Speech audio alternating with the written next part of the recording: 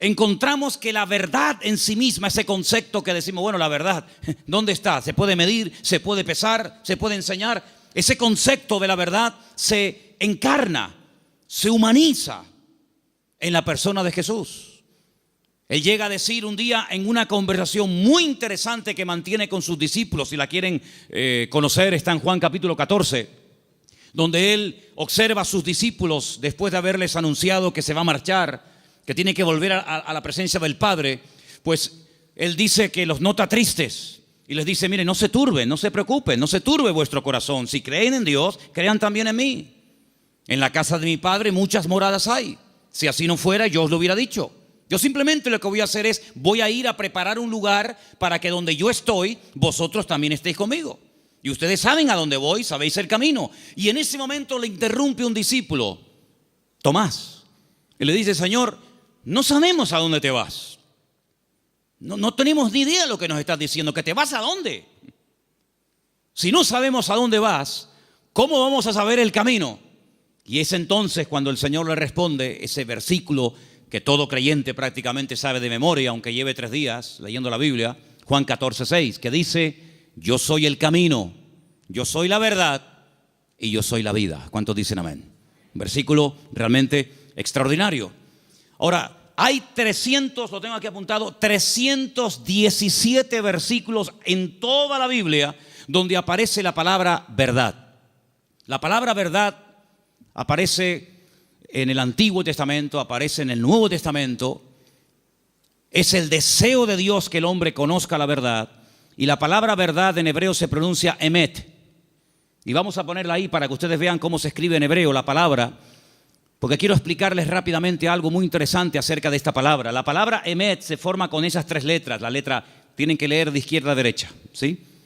La alef, la letra men y la letra tav. La letra alef es la primera del alfabeto hebreo. La letra tav es la última y la letra men es la del centro. Y digamos que se hace como una especie de trípode, ¿verdad? Con esas 3 letras se forma la palabra verdad, y de esa palabra salen múltiples combinaciones de todas palabras relacionadas, entroncadas con la palabra verdad, todas, por cierto, muy interesantes. Ahora, déjenme que les comparta algo acerca de la verdad. Cuando vamos a la palabra de Dios, encontramos que todo lo que uno hace en la vida tiene efectos a corto y a largo plazo. Si tú robas algo de alguien, puede ser que termines en la cárcel porque alguien te denuncia. Si tú golpeas a una persona, puede ser que te denuncie y tengas que presentarte delante de un juez. Si tú compras un coche, puede ser que te salga bueno o te salga malo. Es decir, todo efecto, todo lo que hacemos en la vida puede tener efectos positivos o negativos. Si analizamos fríamente a la luz de la palabra de Dios, ¿qué es lo que produce en el hombre? ¿Qué efectos positivos produce en el hombre la verdad? Es increíble. Lo primero que produce la verdad en la vida de la persona, como leemos aquí arriba, es libertad. Pero claro, uno tiene que decir o preguntarse, ¿libertad de qué? Cuando Jesús pronunció esta famosa frase, conoceréis la verdad y la verdad os hará libres, Él la pronunció en un contexto cultural y social completamente diferente al que tú y yo vivimos hoy en día. Porque aparentemente no existe esclavitud, pero en aquellos tiempos prácticamente el mundo entero, todo lo que era Europa, Asia y el norte de África, estaba dominado y controlado por un imperio terrible que era el Imperio Romano, donde la población romana, los que tenían la ciudadanía romana, era muy pequeña en relación con los que no tenían ciudadanía romana. Había millones y millones de seres humanos que estaban privados de libertad, es decir, eran esclavos. Claro, ya lo dije en una ocasión, no todos los esclavos tenían la misma posición. Había esclavos que tenían una libertad que otros no tenían, pero igualmente eran esclavos. No tenían derecho a paro, ni jubilación, ni vacaciones, ni descanso, nada que ver. Y cuando el Señor, en ese contexto de opresión, en ese contexto de abuso, en ese contexto donde no hay derechos, donde no hay beneficios de ningún tipo, pronuncia la palabra libertad, tuvo que causar un impacto tremendo, porque era el sueño de todo esclavo, poder algún día llegar a ser libre. La libertad que el Señor ofrece en su palabra no está basada en una libertad temporal. No está basada en una libertad que yo he podido comprar con dinero. ¿Se acuerdan ustedes cuando un día fueron a azotar a Pablo? Él dijo: yo soy ciudadano romano. Los ciudadanos romanos tenían derecho a ser juzgados previamente antes de ser condenados. Así que ándate con ojo qué es lo que vas a hacer, porque yo soy ciudadano romano y tú me quieres dar una paliza con el látigo, sabes que no lo puedes hacer. Dice que tuvieron temor. Y el centurión, la persona que lo iba a castigar, le dice: yo con una gran suma de dinero obtuve la ciudadanía. ¿Y tú de dónde tienes la ciudadanía romana? Dice: yo la tengo desde la cuna, porque él fue ciudadano romano desde su nacimiento. Y es interesante notar cómo en la Biblia hubieron personas que se jugaron la vida y se escaparon de la opresión de sus amos porque querían ser libres. Y tenemos una carta en el Nuevo Testamento, que es la famosa carta de Pablo a Filemón, donde él intercede por la vida de un esclavo llamado Onésimo, cuyo nombre significa útil, pero que fue un inútil durante un tiempo y le robó y le defraudó. Y Pablo intercede delante de su amo para que no lo mate. Y le dice: mira, recuerda que tú me debes algunos favores y estoy convencido que por la madurez que creo que tienes, tú vas a hacer mucho más de lo que te estoy pidiendo. Y si algo te ha robado o si en algo te ha defraudado, ponlo a mi cuenta, dice el apóstol Pablo. Y en cierto sentido es como una metáfora, aunque fue un hecho real, es como una metáfora de lo que ha ocurrido en nuestra vida. Porque la Biblia dice que espiritualmente hablando, todos nosotros durante años de nuestra vida fuimos esclavos de nuestras pasiones y deseos, esclavos de complejos, esclavos de ataduras, esclavos en definitiva del pecado. Creíamos que éramos, y en el fondo éramos unos auténticos esclavos, o vivíamos para una sustancia que nos tenía atrapados y anulada completamente nuestra libertad y nuestro libre albedrío. Hasta que dice la Biblia que a través de la sangre de Jesucristo, que venció al diablo y rompió todas las ataduras en la cruz del Calvario, dice que Él compró nuestra libertad a precio de sangre. Y por eso Pablo, cuando le escribe, por ejemplo, a una iglesia en Galacia, le dice: hermanos, ahora que sois libres, sed maduros y no utilicéis la libertad como ocasión para la carne.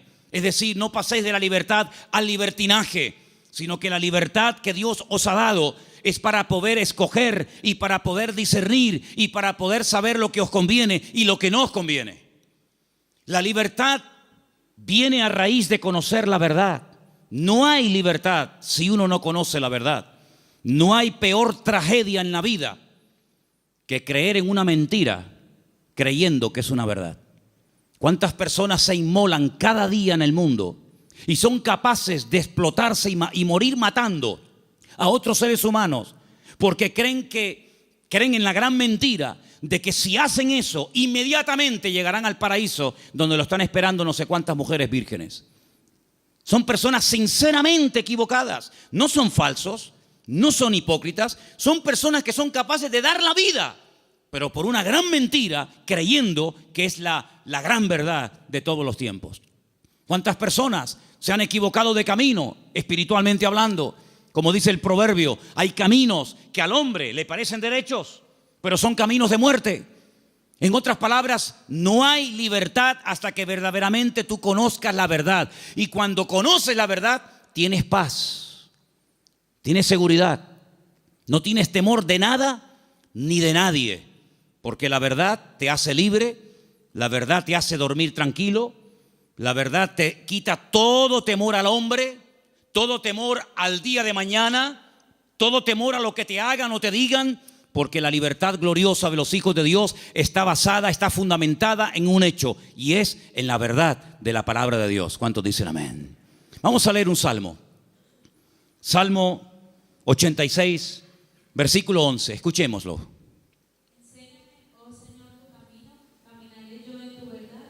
Afirma mi corazón para que tema tu nombre. El salmista le pide al Señor: enséñame, muéstrame el camino, para que yo pueda andar en ese camino, que dicho sea de paso, es un camino basado en la verdad. Hermanos, hay creyentes que han sido víctimas de falsas doctrinas. Hay creyentes que han estado tal vez en otras partes, en otras congregaciones, donde no han conocido totalmente la verdad y los efectos de la verdad en su vida. Una vez visitando un grupo de iglesias en la península, cuando terminé de predicar, el pastor que me había invitado me pidió si por favor podía decirle a los hermanos de la iglesia, los que quisieran, que pasaran adelante para que orara por ellos. Yo le dije, bueno, si usted quiere que yo haga eso, está bien, que pasen adelante los que quieran, que en esta noche oremos por ellos. Cuando me acercaba a la gente que había pasado al frente, yo les preguntaba, en baja voz, al oído, ¿hay algún motivo, hay alguna cosa por la cual quiere que yo ore por usted? Y me decía, por ejemplo, la primera persona, sí, hermano, quiero que ore por mí porque estoy bajo maldición. Bueno, cuando iba al segundo, me decía más o menos lo mismo. Cuando llegué al tercero y me dijo más o menos lo mismo, digo, un momento. Me volví a subir al púlpito y volví a predicar otra vez. Digo, ustedes son víctimas, ustedes han sido víctimas de una mala enseñanza. Ustedes no están viviendo como creyentes.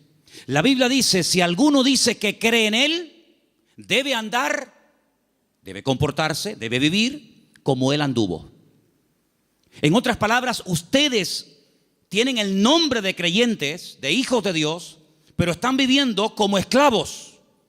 Y el Señor Jesucristo vino a este mundo para deshacer las obras del diablo. Y ustedes no entienden que el Señor Jesucristo, cuando fue clavado en la cruz, cargó, según dice la palabra de Dios, todas y cada una de las posibles maldiciones. Y Él se hizo maldición para que nosotros heredásemos bendición. Por lo tanto, ustedes están agarrándose a conceptos distorsionados y equivocados, y esa ignorancia es la que está haciendo que ustedes no vivan bien, no coman bien y no disfruten de la vida gloriosa de un hijo de Dios. Y cuando ellos recibieron esta enseñanza en esa noche y en otros días, ellos comenzaron a darse cuenta de que habían estado atrapados y habían estado esclavizados de mentiras que no sé quién se las enseñó, pero que ellos la abrazaron y la creyeron, interiorizaron esas mentiras, y si la verdad nos hace libres, la mentira nos hace esclavos. Por eso es muy importante, como decía el salmista, Señor, enséñame tu camino, enséñame las verdades de tu palabra para que yo pueda caminar por ellas. Leía en el día de hoy un libro que a mí sinceramente me apasiona, es uno de mis libros favoritos de lo que llamamos el Antiguo Testamento, el libro de Daniel. Hay un momento en el que Daniel ora al Señor pidiendo perdón por los pecados de la nación, sabiendo que el tiempo de la liberación del cautiverio en Babilonia se ha cumplido. Y hay un momento en el que él ora y dice las siguientes palabras. Escúchenlas por favor del libro de Daniel, después les digo dónde estamos leyendo.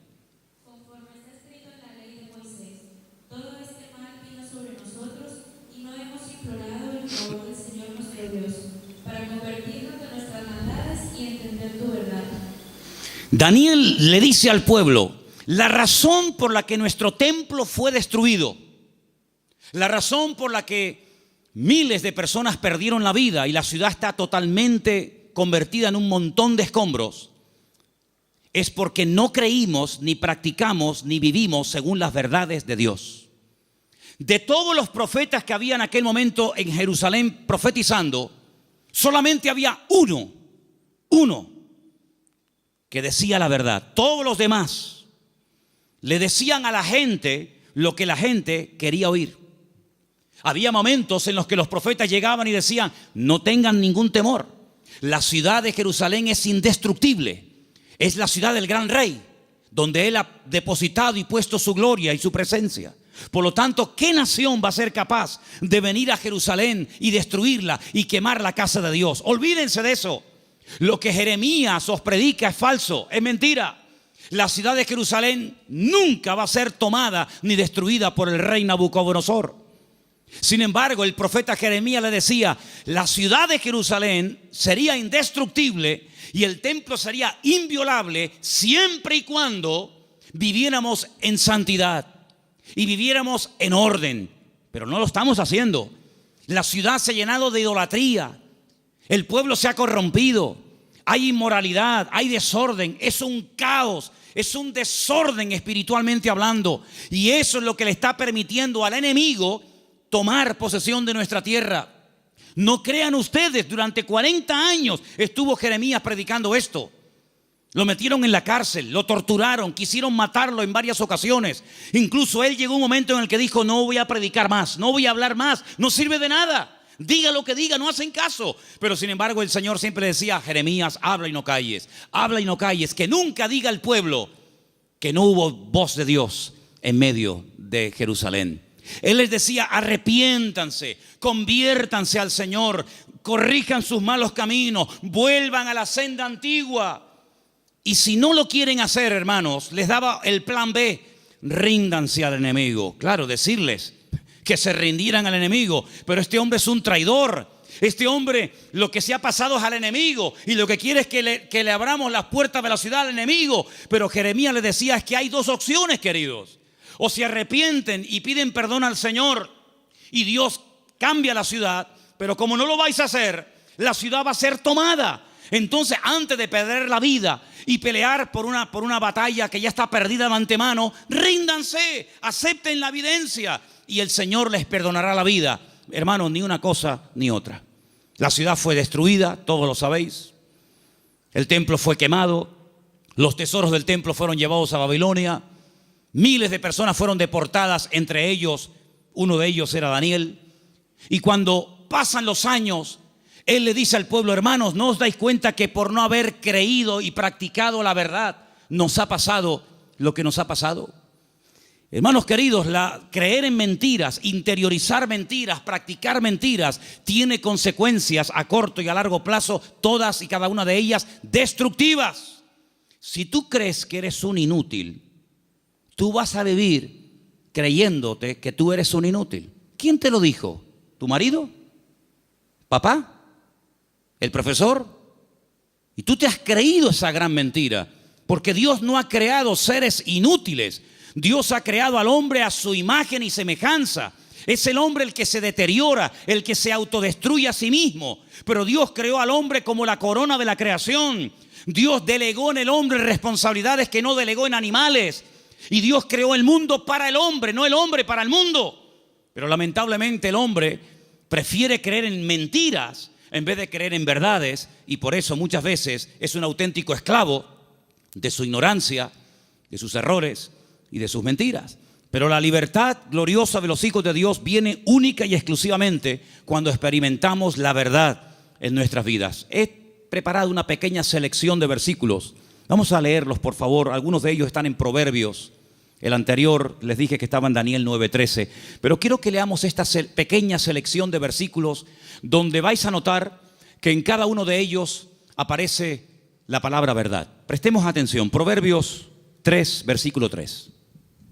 Aparten de ti la misericordia y la verdad. Átalas a tu cuello, escríbelas en la tabla de tu corazón. David le daba tanta importancia a la verdad en la vida de su hijo Salomón que le dijo: nunca te apartes de la verdad. Si tienes que amarrarla de una forma metafórica en tu cuello, hazlo. Pero que la verdad sea el fundamento de tu vida, de tu existencia. Proverbios 16:6. Con misericordia y verdad se corrige el pecado, y con el temor de Dios los hombres se apartan del mal. Con misericordia y con verdad. No solamente con misericordia, sino también hay que decir: mira, esto te ha pasado por esto, por esto, por esto. Y como yo le dije al principio, prefiero que la gente se ofenda y se sienta aludida por oír verdades que endulzarles los oídos con adulaciones y con mentiras que al fin y al cabo lo que te van a perjudicar sin lugar a dudas.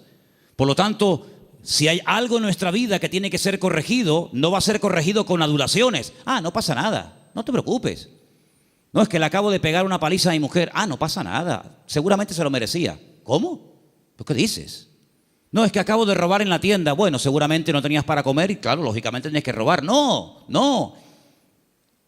Las iglesias, por lo menos esta, no se abrió en su día para decirle a la gente lo que en el fondo le gustaría oír. Esta iglesia se abrió y se mantendrá abierta hasta que Dios quiera para predicar verdades, aunque duelan, aunque sean contrarias a lo que dice el mundo. Pero la verdad te hará libre, y lo que queremos es que la gente que venga aquí sean libres de sus ataduras, de sus complejos y de cualquier otra historia que les esté haciendo daño. Por lo tanto, la verdad es la que va a corregir nuestra vida. Ahora, si tú buscas la verdad, dijo Séneca, corres el riesgo de encontrarla. Si buscas la verdad, puede ser que la encuentres y tendrás que hacer un ajuste entre tu creencia, entre tu doctrina, tu opinión personal y la verdad revelada de Dios. ¿Estás dispuesto a adaptarte a la verdad de Dios? Sigamos. Proverbios 28:20. El hombre de verdad tendrá muchas bendiciones, mas el que se apresura a enriquecerse no será sin culpa. Ese versículo es buenísimo. ¿Lo oíste? El hombre de verdad tendrá muchas, ¿qué? Bendiciones. ¿Quieres ser un hombre bendecido? ¿Cuántos quieren ser un hombre bendecido? Pues tienes que creer, interiorizar y practicar muchas verdades. Y cada una de ellas traerá una bendición para tu vida, sin lugar a dudas. Nos vamos a la carta de Pablo a los Gálatas, capítulo 2, verso 14. Y dice así: Pero cuando vi que no andaban rectamente conforme a la verdad del Evangelio, dije a Pedro, delante de todos: si tú, siendo judío, vives como los gentiles y no como judío, ¿por qué obligas a los gentiles a judaizar? Pedro pasó un tiempo con el apóstol Pablo y se comportaba de una forma, y cuando vinieron judíos desde Jerusalén se comportaba de otra. Y Pablo observó que delante de unas personas se comportaba de una manera y cuando esas personas no estaban se comportaba de otra. Y Pablo dijo: no estás actuando conforme a la verdad.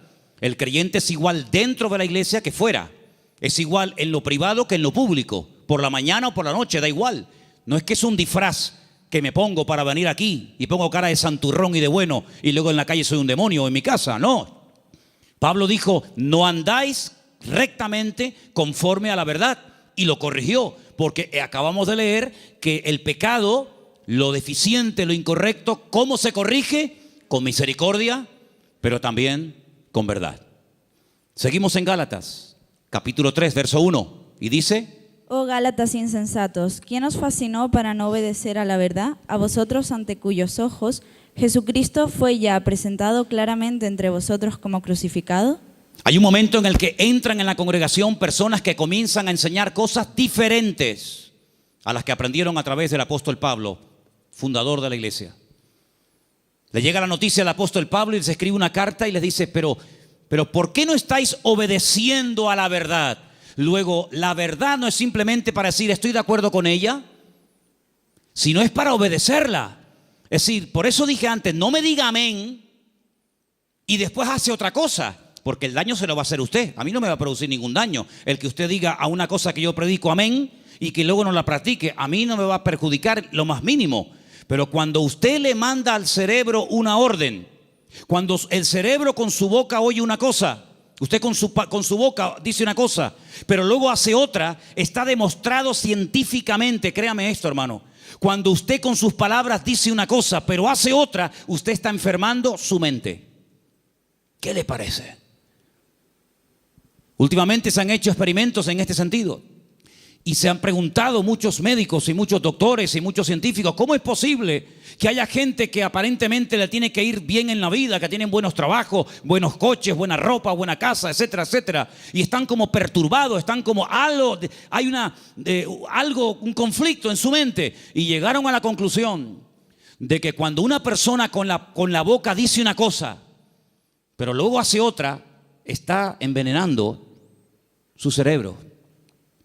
Así que mejor es estar con la boca cerrada que decir estoy de acuerdo, amén, voy a hacer esto, y luego estás haciendo todo lo contrario, te estás perjudicando. Así es que el apóstol Pablo dice: ¿por qué no estáis obedeciendo a la verdad? Porque la verdad no es para que digáis ay qué bonita, la verdad es para obedecerla. Y cuando se interioriza y se obedece a la verdad, automáticamente trae el fruto de paz, de seguridad, de libertad, etcétera, etcétera.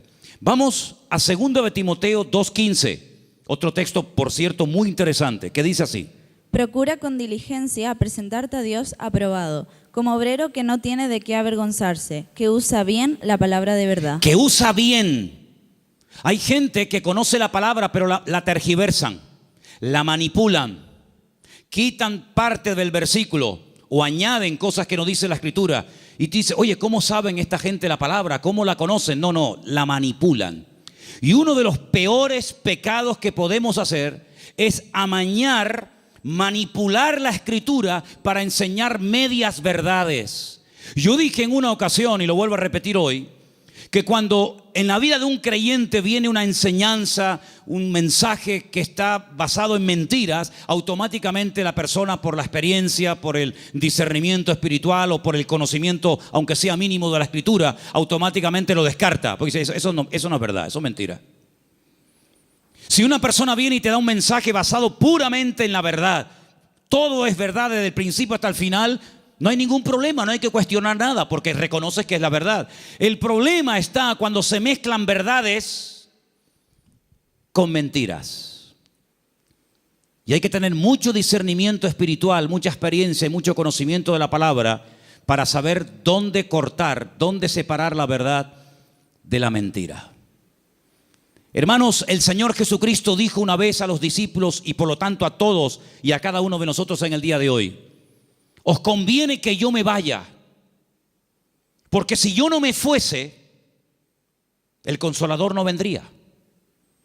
Pero si yo me voy, yo le rogaré a mi Padre para que os envíe el Consolador para que esté con vosotros para siempre.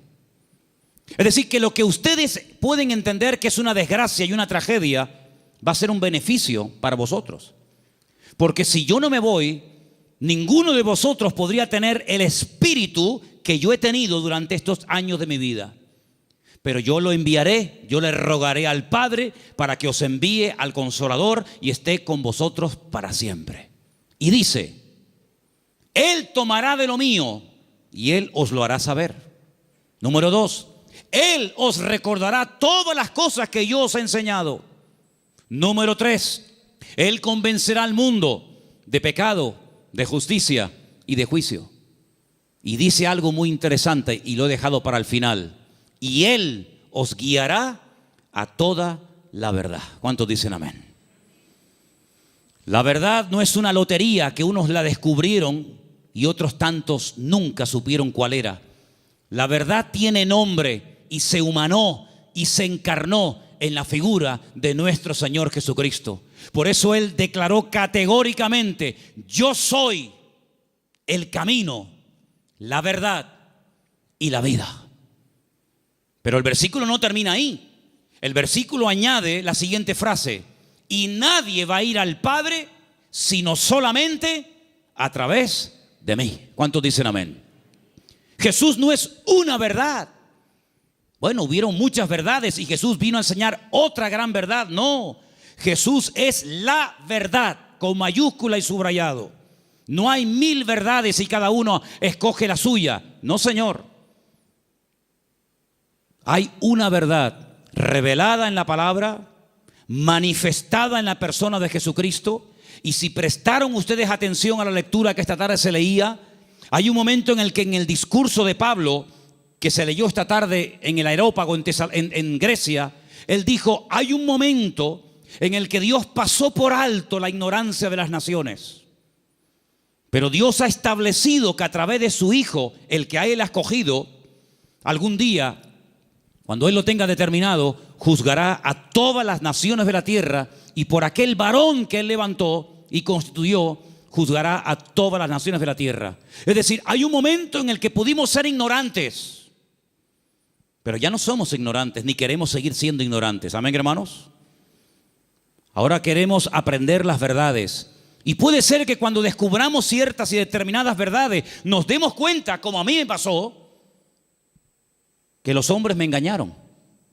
Porque los hombres me enseñaron cosas que no eran verdades, pero me las enseñaron como si fueran verdades. Y yo las creí. Y por eso no podía vivir una vida de libertad, de paz, de victoria, de bendición. Porque la mentira, la ignorancia no es la respuesta. La respuesta y lo que Dios quiere para la vida de todos y cada uno de nosotros es que conozcamos la verdad. Y la verdad se puede conocer y experimentar y vivir, y es la persona de Jesucristo. ¿Cuántos dicen amén? Quiero que leamos un versículo más. Isaías 26:2. Porque ahí la palabra verdad, emet, aparece en plural y me llamó mucho la atención. Y quiero que escuchen este texto, por favor. Isaías 26:2. Abrid las puertas y entrará la gente justa, guardadora de verdades. Guardadora de verdades. Isaías 26:2. Emet es verdad, emunim es verdades. Hay una gran verdad que Dios reveló a través de Jesús, y es que el hombre es pecador. Por más que intente, no puede tener comunión con un Dios santo. Pero Dios envió a su Hijo unigénito al mundo para que todo aquel que crea en Él no se pierda, mas tenga vida eterna. Esa es la gran verdad. Que hay un Salvador, que se puede restaurar la relación del hombre con Dios, que el hombre puede salvarse de la condenación, que el hombre puede volver a tener comunión con su Creador y su Diseñador. Esa es la gran verdad. Pero luego, en torno a esa gran verdad giran muchas verdades. Y en los próximos domingos voy a compartir con vosotros varias de esas verdades en plural. Hoy quiero terminar este mensaje acerca de la verdad con 3 verdades. La primera, la que hemos mencionado recién, Juan 14:6. Yo soy el camino, la verdad y la vida. Nadie viene al Padre sino solamente a través de mí.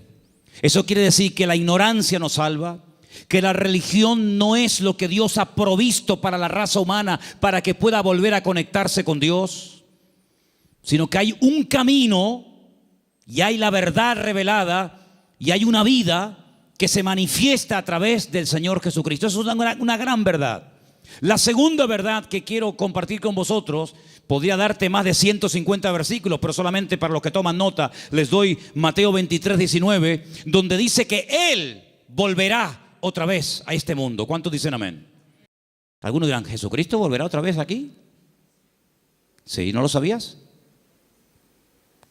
No, yo tenía pensado que Jesucristo ya nació y murió y bueno, dicen que resucitó y ascendió a la gloria, a la diestra de Dios Padre, pero no había oído que volverá. Bueno, pues si no lo has oído no es problema mío. Pero la Biblia dice en más de 150 ocasiones que Él volverá.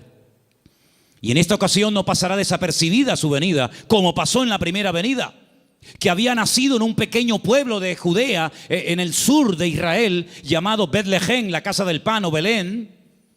Y en ese pueblo hay una montaña que se puede visitar hoy en día, donde había uno, porque tenía muchos, uno de los muchos palacios del rey Herodes, y el rey Herodes ni siquiera se había dado cuenta de que esa noche había nacido el Mesías al lado de su casa. Y de repente vienen unos señores de lejanas tierras haciendo una pregunta muy interesante. ¿Dónde está el rey de los judíos? Porque su estrella hemos visto en el oriente y venimos a adorarle. Y le están hablando a un rey, pero que realmente es un títere. No es el verdadero rey, no es de la línea genealógica de la casa de David, de la tribu de Judá. Es un rey que han puesto los romanos. Es un muñeco de quita y pon. Y por eso ellos se atreven a preguntarle al rey, entre comillas, de los judíos, ¿dónde está el rey de los judíos? Porque venimos a adorarle. Y ustedes ven que esos hombres, me da igual si eran 3, 20 o 40, no se postraron ante Herodes y lo adoraron y le abrieron sus tesoros, porque ellos sabían que ese no era. Y Herodes no lo sabía. Y tiene que mandar a llamar a los escribas y fariseos, los que estudiaban la escritura y hacían las copias de la escritura, para preguntarle, oye, ¿qué dice la Biblia acerca del Mesías? ¿Dónde tiene que nacer? Ya en aquel tiempo ya se había escrito dónde había que nacer. Si se lo hubieran preguntado no sé, por ejemplo, a Abraham o a cualquier otro personaje, no te hubiera dado respuesta. Pero en aquel momento ya estaba escrito en el libro del profeta Miqueas que Jesús, que el Mesías, Yeshua, tenía que nacer en Belén de Judea. Eso es una gran verdad. Pero una gran verdad también es que Él mismo dijo, me voy, pero volveré otra vez. Y la Biblia dice que tenemos que estar velando y orando porque no sabemos ni el día ni la hora, pero que volverá, volverá. Y cuando vuelva, todo ojo le verá, toda rodilla se doblará y todo el mundo se pondrá de rodillas y confesará que Él es el Señor para gloria de Dios Padre. Y no será algo que dice, bueno, ¿habrá venido? ¿No habrá venido? ¿Dónde está? Hermanos, será algo que va a tener un impacto a nivel mundial. Probablemente para algunos esto les suene a chino, esto les suene a algo como ciencia ficción, pero esto no es un cuento ni un mito, esto es palabra de Dios. Jesucristo viene y viene muy pronto. ¿Cuántos dicen amén? Y esa es una de las grandes verdades que no tenemos que olvidar. Y hermanos, estamos más cerca que nunca de la venida del Señor. Y hay cientos de señales y cientos de información, de datos que nos indican cuánto tiempo falta para venir. Y uno que se menciona muy poco, prácticamente nadie lo menciona, pero yo quiero mencionarlo esta tarde, es que dice el Señor que antes de que Él venga, vendría un tiempo de prueba a todas las naciones de la tierra. Pero también dice la promesa: pero si ustedes guardan mi palabra y no niegan mi nombre, yo les guardaré de la hora de prueba que ha de venir sobre todos los habitantes de la tierra. Y estamos viendo naciones tremendamente ricas que están en la más absoluta miseria. Y estamos viendo naciones que dicen, ¿cómo es posible que esto pueda ocurrir en tal lugar y en este momento? Hermanos, la hora de la prueba ha venido y ha comenzado. No habrá ni una sola nación de la tierra que no vaya a ser sacudida antes del retorno de nuestro Señor Jesucristo. Algunos miran a Estados Unidos como si fuera el paraíso terrenal. Antes de ayer me llamó un hermano de Estados Unidos, el hermano Adán. ¿Está ahora ahí? ¿Nos está viendo Adán? Ahora no. El hermano Adán es un hermano del Salvador que vive en California. Y de vez en cuando me llama y hablamos y me dice, si por casualidad gana el señor Trump en Estados Unidos, él ha dicho que no solamente tiene intención de echar a patadas a todos los latinos de Estados Unidos, sino a los hijos nacidos en territorio americano de padres latinos. Ahora resulta que se jugaron la vida muchos hermanos y personas veían a Estados Unidos como decir, no, vámonos para allá y mira tú por dónde, que a lo mejor, no lo sé, dentro de un año, a todos los latinos los meten en un barco y los echan cada uno a su tierra. Y entonces yo le diré a más de uno, te lo dije, la salvación no se llama USA, la salvación se llama Jesucristo. Me escriben todos los días de Venezuela, todos los días me mandan correos, pidiéndome ayuda, pidiéndome auxilio, que quieren salir por la frontera de Colombia, que quieren salir por no sé qué sitio. Y yo a todos les digo lo mismo. Digo, hermanos, en Venezuela hay iglesias de miles y miles de miembros que no hay en España. En Venezuela hay millones de creyentes, cosa que en España no hay. Es mucho más fácil que un venezolano se convierta que un español en España se convierta. Ustedes han experimentado avivamientos tremendos. Mi padre fue torero y toreó en el nuevo circo de Caracas. Hoy en día la plaza del nuevo circo en Caracas es una iglesia evangélica. Aquí jamás hemos visto una plaza de toros llena de creyentes. Bueno, hace unos años hicimos unos cultos aquí en la plaza de toros, pero lógicamente no se llenó. Pero siempre le digo a todo el mundo, Dios, ¿dónde es más poderoso? ¿Dónde Dios tiene más poder? ¿Dónde Dios actúa más poderosamente? ¿Dónde es más grande? ¿En Corea?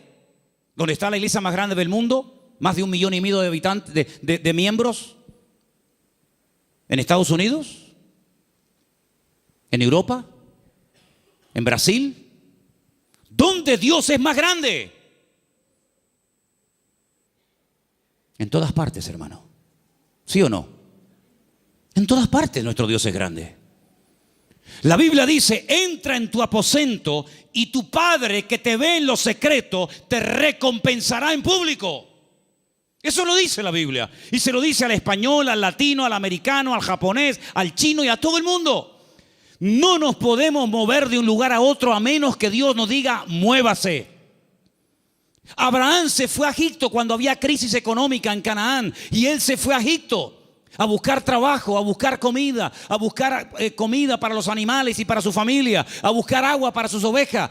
Y cuando años más tarde su hijo Isaac lo quiere hacer, Dios lo para y le dice, no se mueva usted de aquí. Pero Señor, no hay agua para mis ovejas, se me van a morir todas. No hay comida, no hay nada. ¿Dónde vivía Isaac en aquel momento, hermanos? En Beer-sheba, en la ciudad del Negev, en el sur de Israel. Un calor terrible, arena y nada más que arena. En Egipto siempre había agua, siempre había posibilidades, siempre había comida, siempre había de todo. Y el Señor le dice a Isaac: este año tienes que sembrar tu semilla en medio del desierto. Yo no sé si hay aquí algún agricultor, alguien que entienda de campo, pero si usted siembra semillas en el desierto, me da la impresión de que no va a cosechar una buena cosecha. No sé, me da la impresión de que no. Pues dice la Biblia que al año siguiente, cuando llegó el tiempo de la cosecha, Isaac cosechó a 100 por 1. Es decir, siembro una semilla y recojo 100 por cada una que he sembrado. Una desproporción increíble. Los filisteos vinieron y le dijeron: queremos hacer un pacto contigo. Y le dice Isaac: ¿ahora quieren hacer un pacto conmigo? Primero me echan, me amargan la vida y ahora quieren hacer un pacto conmigo. Pero es que la bendición de Dios siempre despierta envidia. Y los filisteos se dieron cuenta de que los pozos que él había heredado de su padre, estos por un acto de maldad le tiraban tierra y piedras y lo querían taponar, pero sin embargo abría en otro lugar y descubría agua, y en otro y en otro. Y era imposible frenar y era imposible impedir que la bendición de Dios estuviera con Isaac. Y por eso ellos tienen que reconocer que este hombre tiene que tener la bendición de Dios, porque no es normal, es antinatural que un hombre siembre semillas en el desierto y tenga más cosecha que nosotros que hemos sembrado en buena tierra. Esto no es normal, esto no tiene lógica ninguna. Es que las cosas de Dios muchas veces no tienen lógica, es cuestión de fe, porque andamos por fe y no por vista. ¿Cuántos dicen amén? Entonces, hermanos, la gran verdad de todo esto, ¿cuál es? Busquen a Dios. Busquen a Dios donde quiera que se encuentren. Me da igual si es en Egipto, me da igual si es en Venezuela, me da igual si es en África, me da igual. Nosotros hemos ido a África unas cuantas veces, Armando lo sabe, y Luis también, que vino conmigo. Y hemos visto hermanos en África que tal vez materialmente no tienen ni la 10ª parte de lo que tú y yo tenemos hoy por hoy, pero la bendición que esa gente tiene en el Señor, jamás en mi vida la he visto en este país, a pesar de que somos del primer mundo. Porque muchas veces confundimos el tener con ser. Y parece que cuando uno tiene, pues bueno, pues estoy bendecido. Yo les prediqué hace poco acerca del Salmo 37 y les dije: hay 2 tipos de prosperidad en la Biblia. Una visible, que es la que nos llama la atención, y otra que no se ve, pero que muchas veces es la genuina. Una que consiste en tener y otra que consiste en ser. Y el Señor nos está enseñando en estos tiempos, a ti y a mí, a ver si nos damos cuenta de una vez, que lo que tenemos que buscar es a Dios, que no hay que buscar trabajo, que no hay que buscar prosperidad, lo que hay que buscar es al Señor, porque buscando al Señor todo lo demás viene por añadidura. Y llevo 35 años predicando esto, y algunos lo hacen y otros todavía lo cuestionan, pero yo te digo, la Biblia dice: buscad primeramente el reino de Dios y su justicia, y todo lo demás vendrá por añadidura. Y uno dice: bueno, y si yo quiero estudiar y saber qué es todo lo demás, el mismo pasaje te lo dice. Jesús se para con sus discípulos y dice: vamos a ver, la gente del mundo, ¿qué busca sinceramente? La gente que no se congrega, ¿qué es lo que buscan? Bueno, pues buscan un buen trabajo para tener una buena casa, un buen coche si puede ser, buena ropa, poder viajar y tener vacaciones, y si me puedo comprar el ordenador de último modelo me lo compro, y si puedo. Esa es la meta de la gente del mundo, tener cosas a través de su esfuerzo de trabajo. Muy bien. Dice: pero vosotros no podéis vivir así. Ustedes lo que tienen que hacer es no preocuparse por qué voy a comer mañana, no preocuparse por lo que me voy a poner mañana de ropa. Ese estilo de vida es el estilo de vida de los gentiles, de los que no me conocen a mí. ¿Es que acaso ustedes no se dan cuenta que los pájaros no siembran ni guardan en graneros y vuestro Padre Celestial los alimenta? ¿No os habéis dado cuenta de eso? Todo lo que Dios pone a nuestro alrededor es una enseñanza objetiva. Si no lo ves a Dios en el amanecer, lo ves en el atardecer. Si no, en la luna llena o en la luna menguante, o lo ves en el canto del pájaro, en la ola, o en todas partes puedes ver a Dios si lo quieres ver. Si no lo quieres ver, no lo vas a ver medio centímetro de tu cuerpo. Por lo tanto, el Señor dice, mire, los árboles, los pájaros no siembran ni ciegan y Dios los alimenta. ¿Cuánto más a vosotros, hombres de poca fe? ¿Qué reprimenda les está echando el Señor? ¿Qué te crees? ¿Que por trabajar más vas a ganar más? Tú vas a ganar lo que Dios quiere que ganes. Ni un centavo más, ni un centavo menos. Ya es tiempo de dejarle a Dios que organice nuestro tiempo, que organice nuestro presente, que organice nuestro futuro. Es tiempo de que te comportes como un cristiano. Y un cristiano depende del Señor absolutamente para todo. Desde el aire que respira, desde el agua que toma, de la comida que come, absolutamente para todo. Para que Dios sea glorificado en cada una de las cosas. Esa es la vida que Cristo nos enseña. Y por eso muchas veces me han preguntado, Manolo, ¿por qué en la Biblia se veía tantos milagros con los cristianos? Y hoy en día apenas se ven milagros. Digo, claro, es lógico, hermano. ¿Cómo eran los cristianos del siglo I? Abnegados. Lo primero era la obra de Dios. Dice el libro de los Hechos. Yo no lo he escrito, por eso tengo toda la libertad del mundo para decir esto. Porque si yo lo hubiera escrito, parece que como que estoy defendiendo mis argumentos. Y yo estoy aquí arriba esta tarde defendiendo los argumentos de la palabra de Dios, no los míos. Y dice la Biblia que en la iglesia primitiva no había necesitados. No había hermanos con necesidad económica, ni uno. ¿Y qué hacían? ¿Qué hacían? ¿Cómo se lo montaba esa gente? Dice que los que tenían propiedades las vendían. Lo ponían el precio de lo vendido a los pies de los apóstoles. Y se repartía a todos según la necesidad que hubiera. Yo nunca he visto eso. Yo jamás en mi vida he visto eso. Que la gente se desprenda de su patrimonio para ayudar a hermanos que no tienen para comer o para pagar la luz. Yo nunca en mi vida he visto eso. Por eso en la iglesia primitiva se veían cosas que hoy en día no se ven. Dios no ha cambiado. El evangelio no ha cambiado, las verdades de Dios son inmutables, pero he guardado para el final un versículo que fue el versículo que yo utilicé el día 31 de mayo de 1981, cuando a las 6 de la tarde en la calle Galileo 40 en Las Palmas de Gran Canaria, yo me graduaba después de 3 años en el seminario. Este fue el texto que yo usé esa tarde cuando yo predicaba y se encuentra en Números 23, 19. Quiero que me lo pongas ahí, para que lo leamos todos juntos. Ese fue el texto del primer mensaje que yo prediqué cuando me gradué de aquel seminario. Y al día siguiente, en junio, ya estaba aquí viviendo en Tenerife con 19 años de edad. Ya ha llovido algo. Dios no es hombre para que mienta, ni hijo de hombre para que se arrepienta. Él dijo y no hará, habló y no ejecutará. Quiero oírles, hermanos, léalo conmigo. Dios no es hombre para que mienta, ni hijo de hombre para que se arrepienta.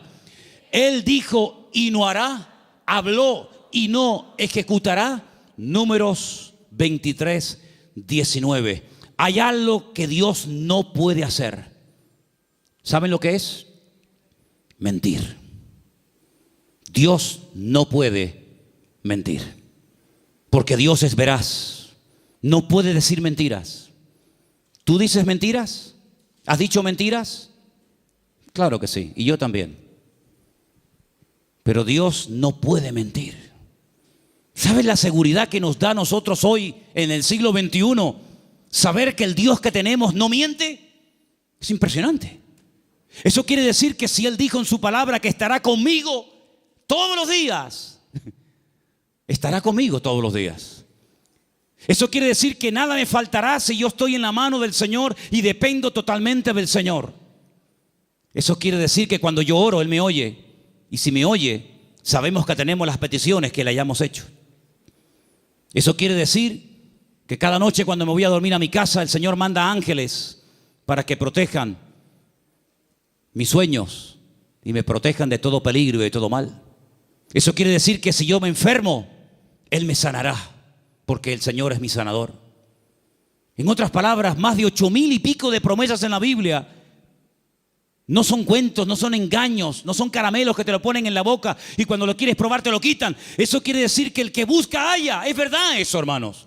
El que llama se le abrirá y el que pide recibe. Eso quiere decir que puedes ser libre de la droga, del alcohol, del sexo, de la lujuria, de la pornografía, de los complejos, de las enfermedades mentales, psicológicas y de todo lo que te puedas imaginar. ¿Por qué? Porque el Señor dice, conoceréis la verdad y la verdad os hará libres. Si Dios no miente, eso quiere decir que esta noche Él está aquí entre nosotros. ¿Sí o no? Si Dios no miente, eso quiere decir que cuando a mí me metan en la caja, pasaré directamente a estar en la presencia de mi Señor. Si el Señor no miente, cosa que creo que no miente, quiere decir de que nunca jamás seremos cola, sino siempre seremos cabeza. Y podremos ir de victoria en victoria y de gloria en gloria y de triunfo en triunfo y de bendición en bendición, porque es lo que Dios dice en su palabra y lo que Él promete se cumple. ¿Cuántos dicen amén? Hoy en día, ¿quién no ha comentado en algún momento? Los políticos, por favor, todos dicen mentiras. Hace años no se hablaba así. Hace años los programas más vistos en televisión, ¿cuáles eran? Las tertulias que tenían que ver con algo de política. Ya mucha gente hoy en día está diciendo, yo no voy a votar, yo no voy a votar. Y el otro lo dice, y el otro, y el otro. ¿Y para qué? Porque la gente sabe que se han acostumbrado a mentir. Y vivimos en un mundo rodeado de grandes mentiras. Pero sin embargo nosotros tenemos un privilegio, y es que hemos conocido la verdad. Y por eso la verdad nos hace libres. ¿Cuántos dicen amén? Aproveche esa libertad. ¿Para qué? Para servir a Dios. Los años que te quedan de vida, el tiempo que te queda de vida, móntatelo de tal manera que te vas desprendiendo de muchas cosas y tener cada día más tiempo para descubrir las verdades que están reveladas en la palabra de Dios. Hoy hemos visto 3 verdades: que Él es el camino, la verdad y la vida, que Él volverá y que Dios no miente. El próximo domingo volveremos a ver más verdades de la palabra de Dios. Y cuanto más verdades vayan entrando en nuestra mente, cuanto más verdades vayamos asimilando en nuestra conducta, nuestro vocabulario, más mentiras van a ir saliendo y más libres y más prósperos y más bendecidos seremos. Porque quiero solamente recordarles el versículo que se leía esta tarde, que el hombre bendecido es el hombre que cree, obedece y vive en la verdad de Dios. ¿Cuántos dicen amén? Cierra tus ojos ahí donde estás. Pídele al Señor que te revele sus verdades. Pídele al Señor. Muéstrame tus verdades, Señor. Muéstrame las grandes verdades de tu palabra para que yo pueda conocerlas y vivirlas en mi vida. Y pueda con tu ayuda y con tu bendición vivir una vida sobrenatural. Aleluya. Gracias, Padre. Gracias, Señor. Hay gente que se ha pegado toda la vida buscando experiencias. Han viajado, han leído libros, han estado en diferentes grupos y lugares buscando y buscando. El Señor dice, venid a mí, los sedientos, y el que cree en mí correrán de su interior ríos de agua viva. Cristo es la verdad. La Biblia es la verdad. El Evangelio de Jesucristo es el Evangelio de la verdad. Así que si estás buscando la verdad, acepta, recibe a Cristo en tu corazón. Después congrégate donde quieras. Si te gusta aquí, amén. Si quieres ir más allá, donde tú quieras. Solamente te pido que si en esta tarde hay alguien entre nosotros buscando la verdad se llama Jesús. La verdad tiene nombre y es el Señor, el Maestro, el Rey de Reyes y el Señor de los Señores. Él es la verdad. Fuera del Señor no me interesa saber nada. Señor, en esta noche te damos gracias porque la verdad se puede conocer. La verdad se puede experimentar y la libertad viene como resultado de haber conocido